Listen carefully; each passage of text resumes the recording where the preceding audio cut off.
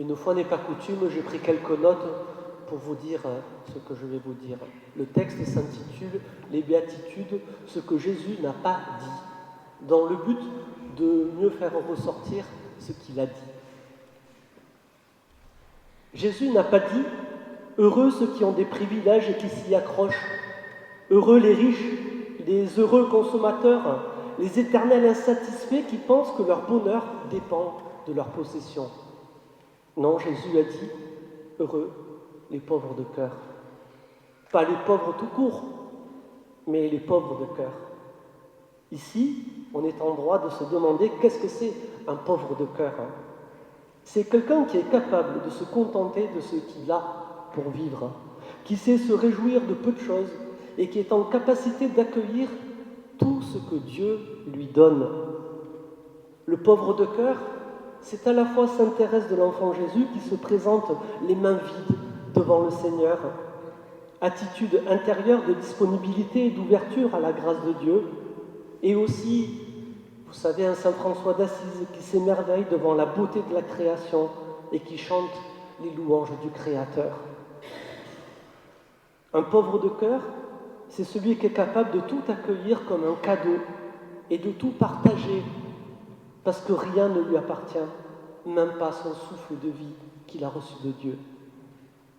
Heureux sommes-nous si nous sommes des pauvres de cœur, car nous n'avons pas fini de nous émerveiller et le royaume de Dieu devient pour nous une réalité à vivre, non plus un rêve ou une utopie. Jésus n'a pas dit « Heureux les croyants car ils seront immunisés à toutes les épreuves, à toutes les difficultés de la vie. Ils ne connaîtront plus la peine, la maladie, la peur ou la souffrance. » Non, Jésus a dit « Heureux ceux qui pleurent, car ils seront consolés. » Parce que quelquefois, il nous faut faire l'expérience du malheur pour comprendre ce qu'est le bonheur. Il faut passer par l'épreuve, la souffrance, pour grandir en sagesse. Il faut savoir pleurer pour pouvoir éprouver la bienveillance de ce Dieu qui est Père pour nous et accueillir la grâce de sa consolation. Pour que, consolés, nous puissions, à notre tour, devenir des consolateurs. Heureux ceux et celles qui ont été ainsi consolés par Dieu et qui sont capables, en retour, d'apporter la consolation à tous ceux qui en ont besoin.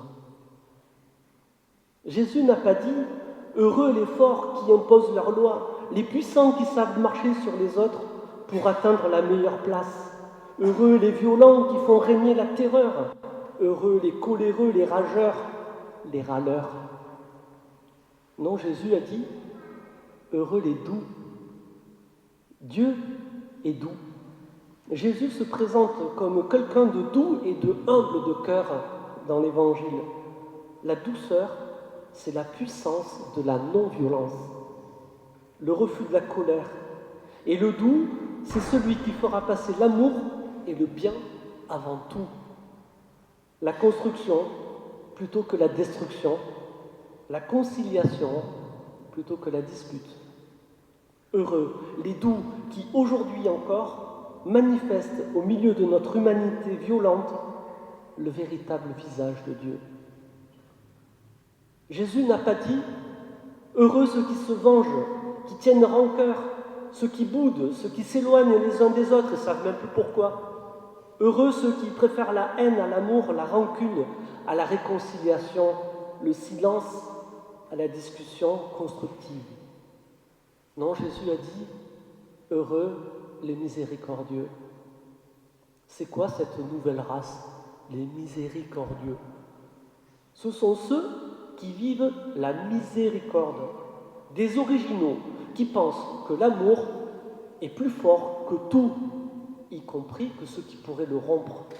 Des gens qui privilégient la communication et qui préfèrent se réconcilier, vous en connaissez peut-être. Des gens qui pardonnent à ceux qui leur font du tort et qui demandent pardon quand ils font du tort aux autres.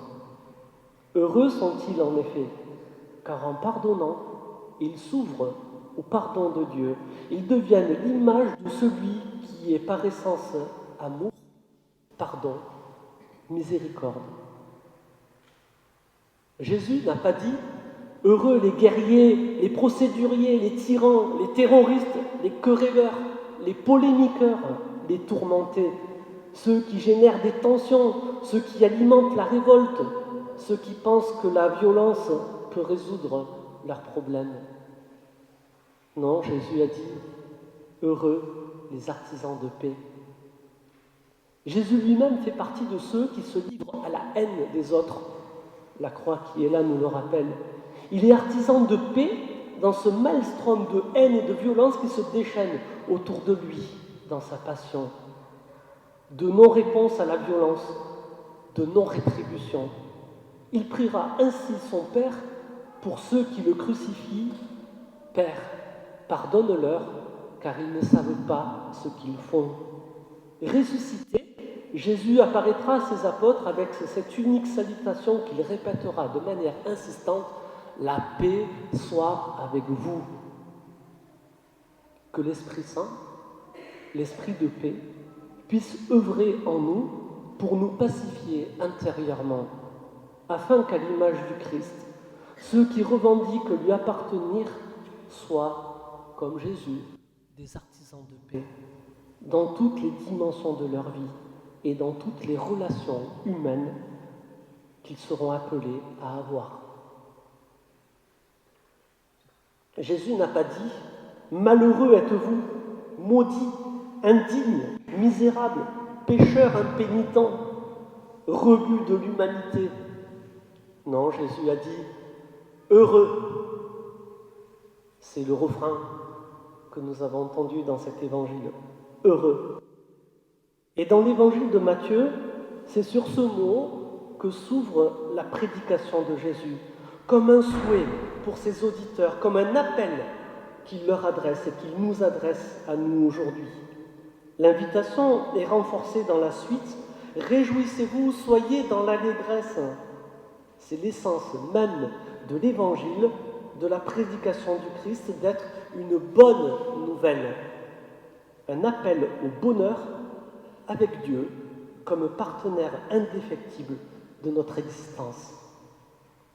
En cette fête de la Toussaint, souhaitons que tous ceux qui se reconnaissent comme chrétiens, ceux qui se déclarent fils de Dieu de par leur baptême, puissent continuer courageusement, mais surtout joyeusement, à être ces porteurs de la bonne nouvelle dans leurs actes, leurs paroles et leur être tout entier.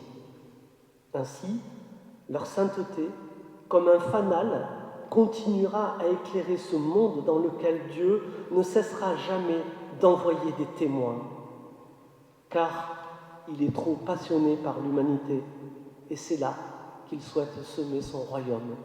Amen.